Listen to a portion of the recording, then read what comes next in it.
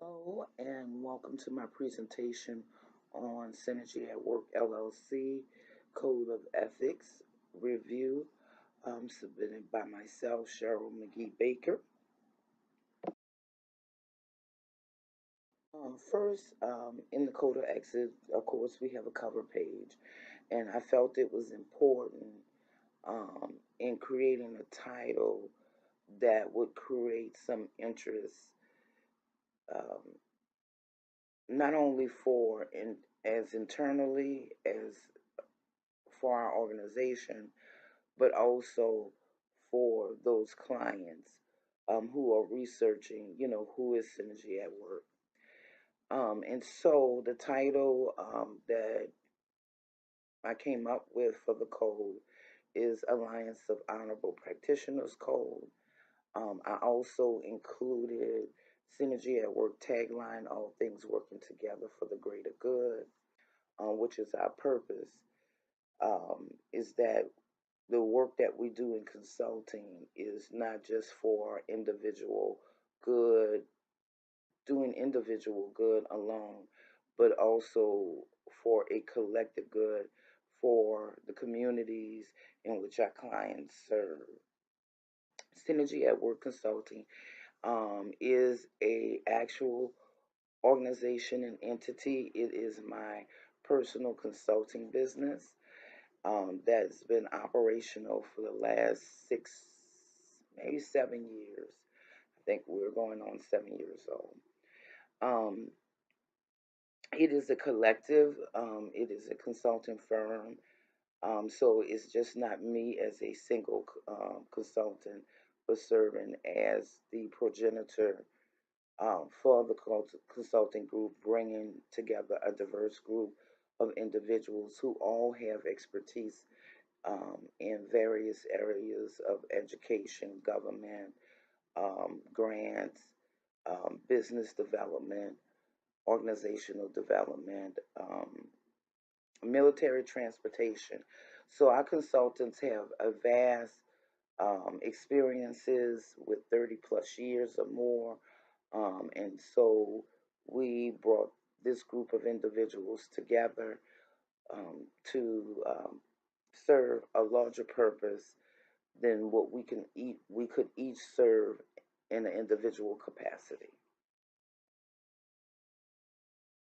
Next, I have the introduction, which explains why the code exists, um, what is it, what's its purpose for us, and I thought it was necessary that we explain what is the code of ethics.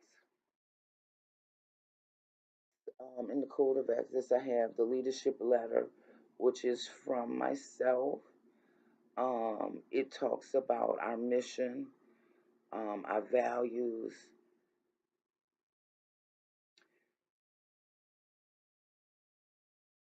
and how we overall operate. What are some of the key concepts to um, serving our clients and as well as serving each other within the company.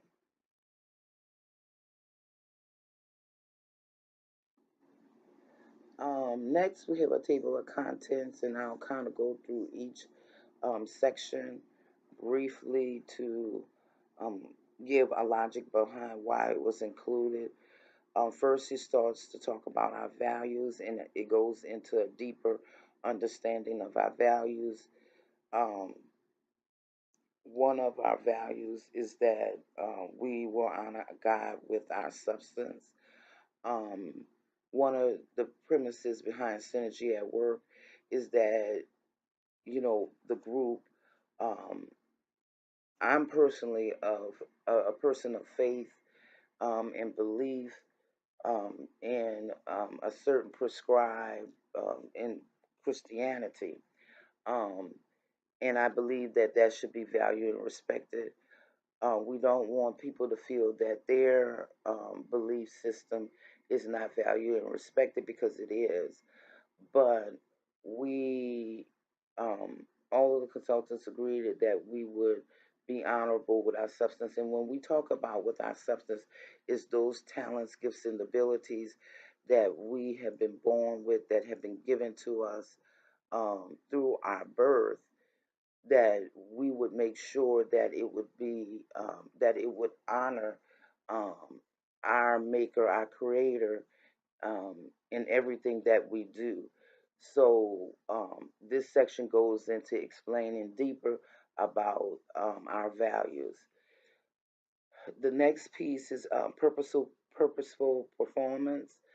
And if you notice, we have it all at work because we just believe that it has to do something.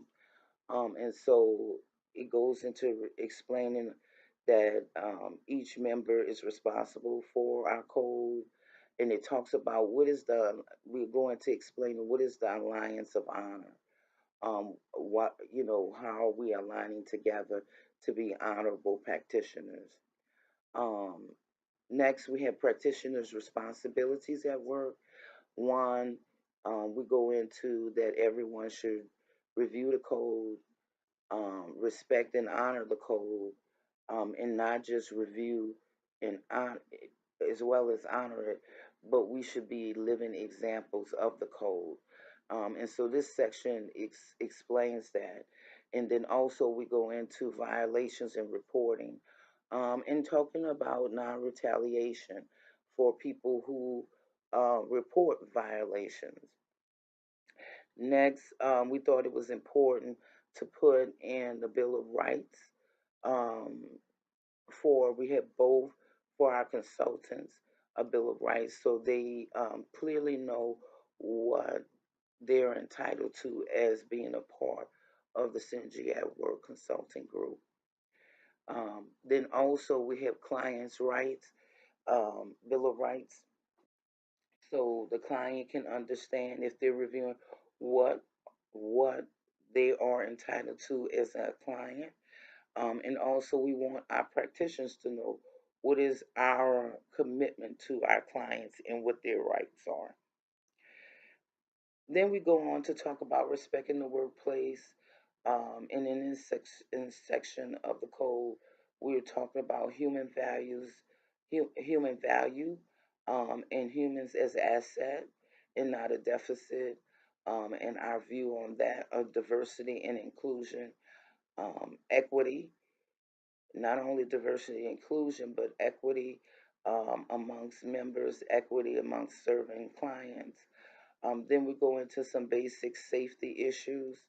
Um, and then in this section also, we talk about the Human Development Alignment.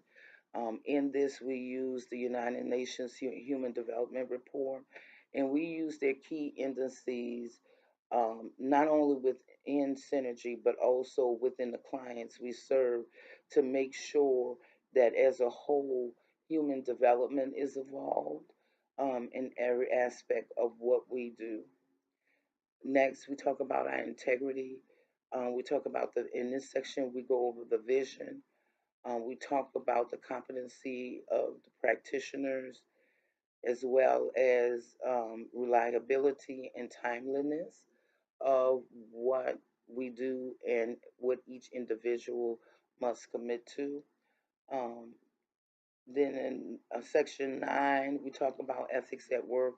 We talk about potential conflicts of interest, how to disclose them, anti corruption activities, not only for our consultants and practitioners, employees, to avoid corruption,